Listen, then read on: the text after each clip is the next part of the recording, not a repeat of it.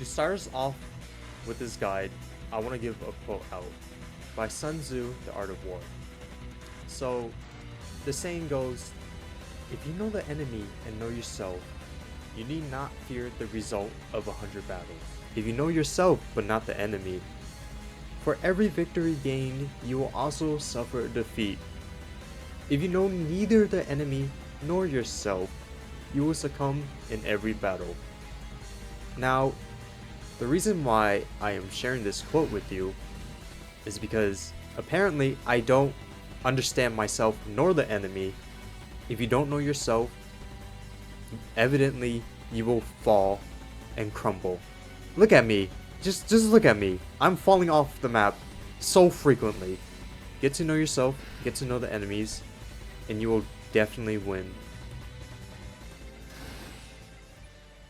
Okay, so to keep things really simple, I'm going to be going over all of the fodder enemies, their resistances, their damage, and their gimmicks.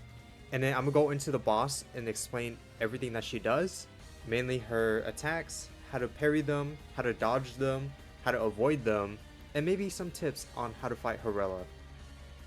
Okay, so starting us off is just the Cloud Spirits. These are like the basic of the most basic enemies. They don't bleed. They're immune to corrosion stacks, and that's really about it. They hit for 6 or 8 depending on what swing they do, and that's really all I have to say about these guys. Basic of basic, but they definitely have high resistances. And then up next we have the Sunshine Spirits, where they shoot a volley of orbs that deal 1 damage per hit, which also inflicts 1 stack of Holy Burn. Now, if you're wondering what's so special about these guys, is the fact that they have an overshield. That overshield could take 1 hit, and then the next one will stun them, unless they have the sturdy trait. And do be aware, when these guys spawn in, they're a little bit buggy, so they'll tip over. And another thing is that they don't have a melee attack, so then you can stand as close as you want to them, and they won't attack you or shove you away at all. And then next up, we have the Skycloud Knights. They could parry, they hurt, and they are menacing. One thing to note about these guys is the fact that it takes 4 parries to stun them. Sometimes it's 5, it's a little inconsistent, I haven't figured out why yet, but for the most part, if you parry them 4 times, they will mostly guaranteed to be stunned.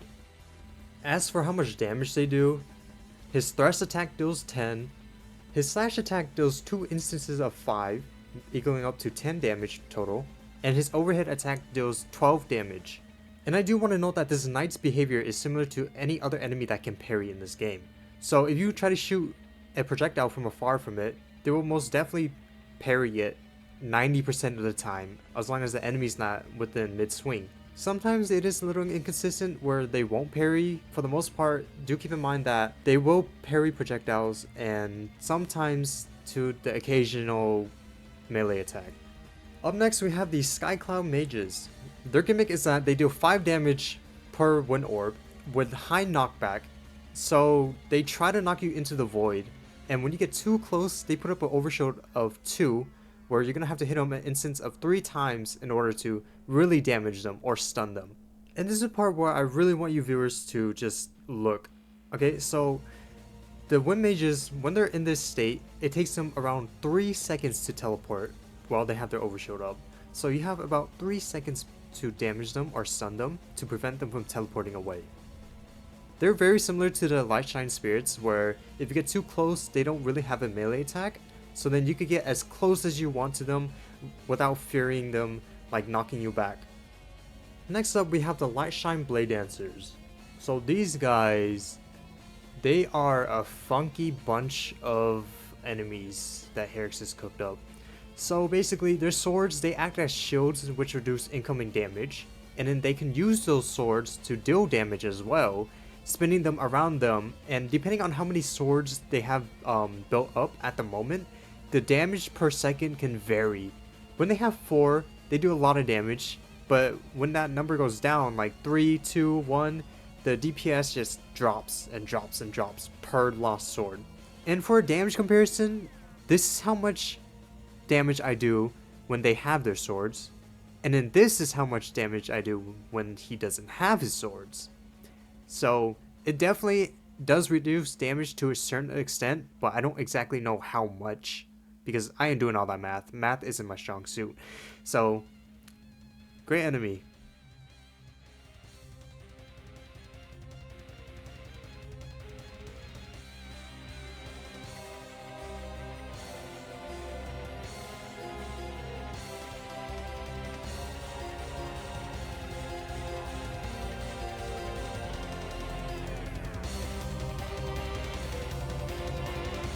Haruella. She is quite the special boss that we've received for this insane map. Utilizing the new mechanic, the purple move, where you're gonna have to dash and parry at the same time. She is absolutely a menace against new players that are learning how to fight her. She is quick. She doesn't hit as hard, but she hits quickly, and like when you lower your guard, she is going to absolutely wreck your health. So you always want to stay in guard whenever you're around her. Now let's start off with her basic attacks. For a little clarification, I'm going to be calling her moves either 1 or 2, being the start of the next move in her attack string. So 1 being it's a 1 attack move, and 1 and 2 meaning that it's a combo move being 1 and 2. So starting off here, she has her basic attack of being her thrust, which is going to be a 1 attack move. So it's going to go 1, and then that's when you're going to have your opening to attack. She's going to have her next move being a variant of that as well. So she has 2 thrusting M1 moves, or 2 thrusting basic attack moves. Her third move is going to be a 1-2, meaning it's going to be a 2-hit move, slashing from side to side. So the way to distinguish these 2 attacks is to look at how she's attacking. If she's going to thrust, that means she's going to hit once. If she's going to slash, that means she's going to hit twice. The thrusts are going to do 8 damage per hit, while the slashes are also going to be doing 8 damage, totaling up to 16 damage in total.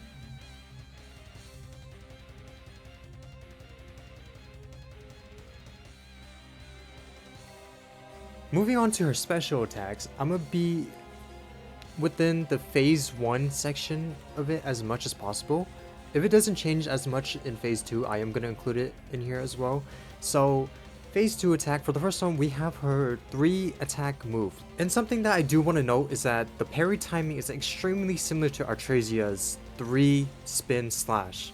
And then the windup is similar-ish to Priscilla's dashing slash. So then it's kind of a combination of those 2 moves. Oh, one more thing, she does 8 damage per beam, if that wasn't obvious. And up next we have her unparryable yellow move. I feel like this one's kind of simple. I think you just kind of dash. Not really much needs to be said about this. I mean, like, she kind of winds up. In a multiplayer setting, she goes after each individual person. I can't really cover much on this. There's not really much to say. It does do a whopping 10 damage. So be sure to iframe, be sure to dodge. Can't really help much with timing. Yeah, sorry about that. I know I'm like kind of going over her moves, but you know, this is the best I could do. You know, I'm trying my best. And up next we have her 1-2-3-4 combo. So this combo consists of parrying 4 times in a row along with a dash at the end. So you're gonna need to do 1, 2, 3, 4 plus a dash. And just for a fun little comparison, this is what it looks like when you don't parry, and this is what it looks like if you do parry. See, the sweeping kick on the dash is what stuns you. Not to also mention the fluctuating number differences here. So on the sweep it does 6, but with each slash it does 5 damage per. And next up we have our undodgeable teleporting explosion attack. So for this, the parry timing is probably best if you parry around the time where she like pops up out of the circle. When she does this move, there's going to be a slightly visible circle at your feet, and depending if you're moving forward or backwards is really up to you if you're going to be able to see it or not. So when she's doing this move, it's really best to stand still and parry and like get away from crowds. Unless you're confident in yourself, definitely get away from crowds so you don't get hit by collateral. And up next we have her backflip. So this is actually pretty similar to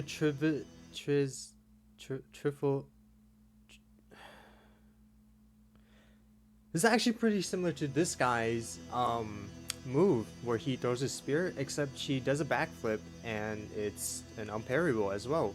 Yeah, so usually she combos this backflip move into any other move that I previously covered. So it's usually a backflip into any of the other ones that I mentioned previously.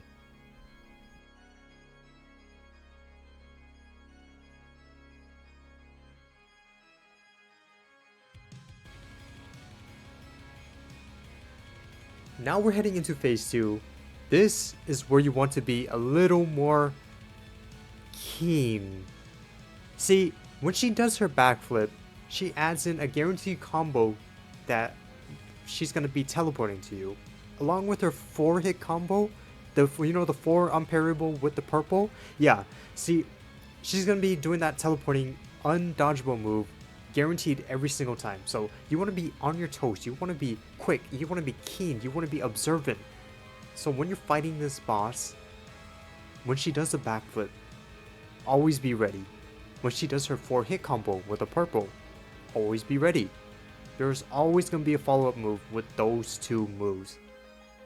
That is everything I've observed through this phase 2. I'm pretty sure that's the only thing that's changed. That besides the one extra move that she got, but be sure to be careful when you go into the second phase.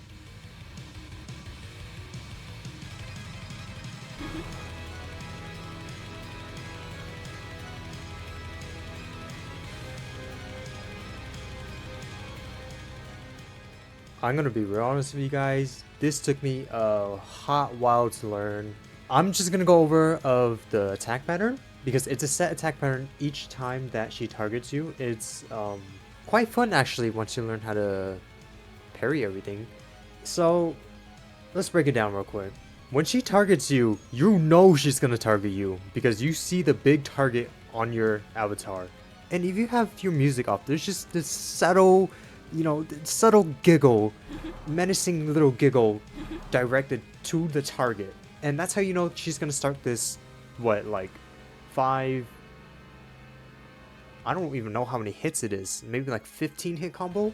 I'm gonna have to count that, but this is when you know she's gonna do her barrage attack. Now we're actually gonna get into the set pattern of how she does it. So first of all, she's gonna teleport to you and hit you with a 1, 2, and a 3, and then you're gonna have to dash. Then it's a 1, 2, small delay into a 1, and then a 1, 2, 3, 4, 5 delay, and then final 1. Now let's put that into full speed, shall we?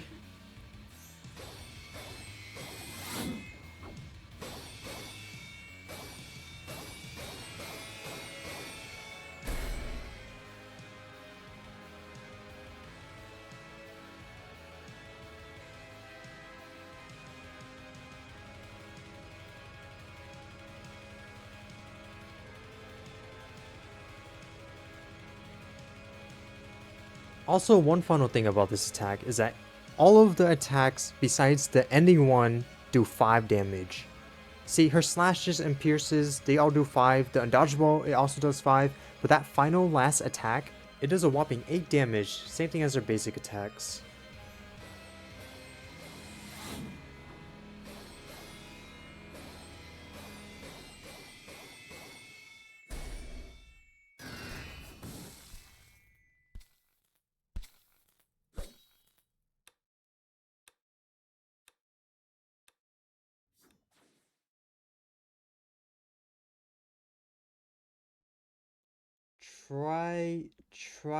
Trifilizith. Trifilizith? Trifilizith?